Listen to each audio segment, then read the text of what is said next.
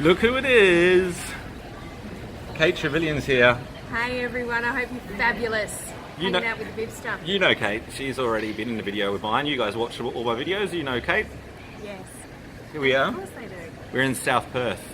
We've just been hanging out, having a catch up and chewing the fat. I feel like we should look over that side, yeah, look at that side. Yeah, that's where it is. Cool. So I'm actually holding the camera at the moment. I feel like it's like maybe wobbling a bit when we put it here. So proximity is power. We talk about how who you spend your time with is who you become. Totally. So let's say, for example, you've got somebody in your life who's negative, who's a bad influence, that's not allowing you to move forward in your career or where you want to go. What do you do, Kate? I'm a fan of the breakup, to be honest, and anybody who's done any work with me would know that I am paramount about boundaries, because boundaries are a sign of how much you respect yourself, how much you respect your business, how much you respect your personal life. If you have no boundaries, you most probably have some of these sorts of people around you.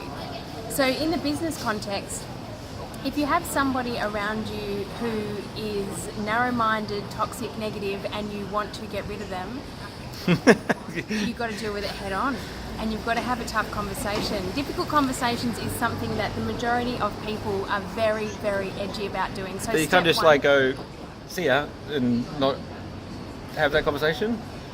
Well, you can, but the thing is, if the person doesn't want to leave your life, they're not going to know why you've said see ya, and so they're going to keep coming back. I know a couple of people like that. Yeah, and about 10 years ago, I had one of those people in my life, and I did the withdrawal, I did the not responding to phone calls, I was very subtle. Ghosted them? Well, no, I didn't really, because we worked in the same place, but it basically got down to I had to write the letter. I wrote a letter saying, you know, these are the reasons that I'm no longer able to have you in my life. And it was one of the hardest things I ever did.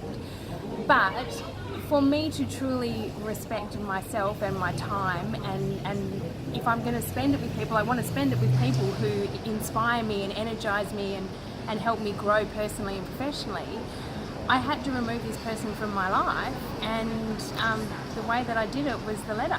And they're not always going to understand or agree with you, are they? But well, no, because you're not doing it to be liked, and you're not doing it to make sure that everybody else is taken care of. And I'm not saying be an asshole. Do not be an asshole. Be very elegant in your communication. Yeah, you can't control how they respond, can you? You're never going to control how they respond. This is about you protecting your boundaries, not about you taking care of them in the moment. But you can still be a person with a lot of integrity and respect and you'll get respect.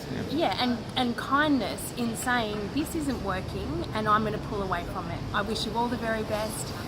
Go and do whatever you want with your life, and I'll send you love, but we're done. Thanks, Kate. You've given us so much value. Oh, pleasure, treasure. That's what we call a value bomb. See you later, dudes. I hope it was a value bomb for you guys too. Ciao, ciao. Much love.